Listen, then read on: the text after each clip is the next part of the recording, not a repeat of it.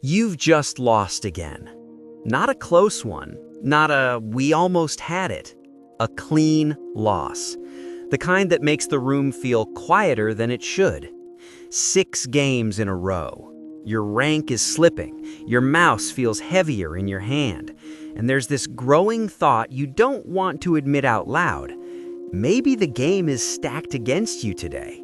Maybe matchmaking is broken. Maybe it's just not your night. So you queue again, instantly. Not because you're ready, but because stopping feels worse than losing. Most players live right here. They keep hitting play like it's a lever on a broken slot machine, convinced the next pull has to be different. But the pros don't do that. Not because they're calmer, not because they care less, but because they understand something that feels completely backward when you're in the middle of a streak. They don't fight losing streaks, they dismantle them. Because the first thing that actually breaks during a losing streak isn't your mechanics, it's your nervous system. After a few consecutive losses, your body quietly flips into threat mode.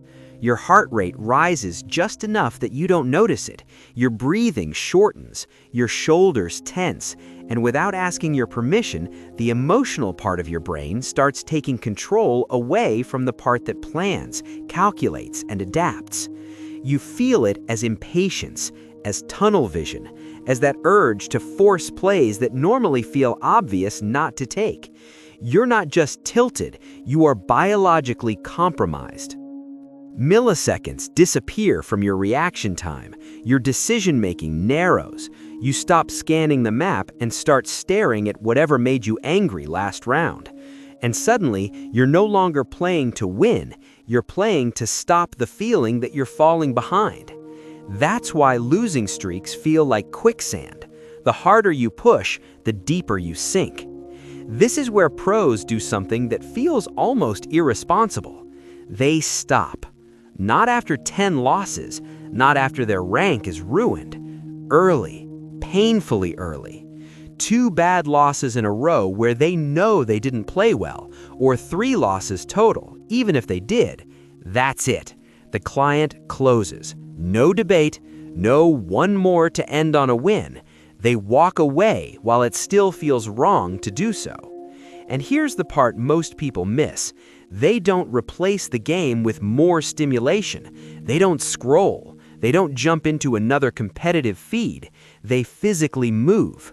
Water, a short walk, standing in a different room. It's not about motivation. It's about chemistry.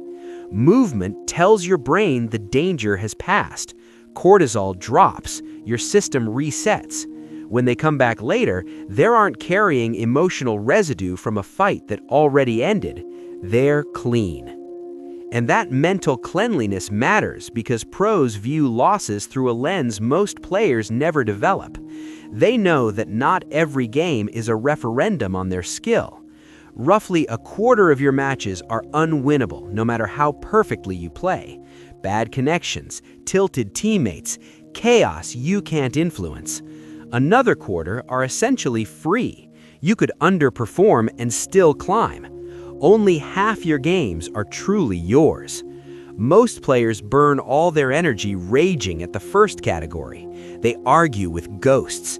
They replay unfair moments over and over, dragging them into matches that had nothing to do with them. Pros don't do that. They sort the loss immediately. Was this a game I could actually influence, or was this noise? If it was noise, they let it go without ceremony. No emotional attachment, no identity damage. And if it was one of the controllable ones, they don't spiral. They get curious. Curiosity is the antidote to tilt. Instead of asking, "Why am I so bad today?" they ask, "Where did the decision tree bend against me?"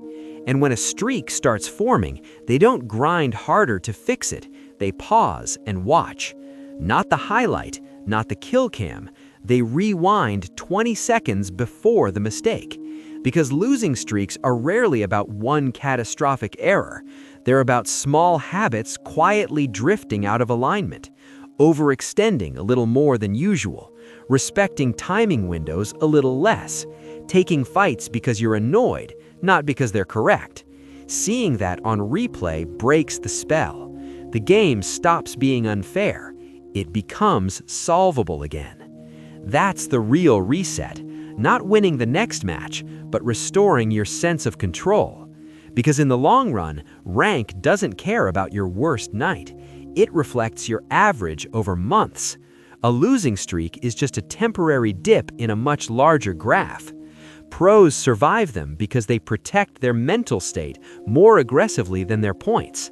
They're not obsessed with winning the next game. They're focused on being stable enough to win the next 100.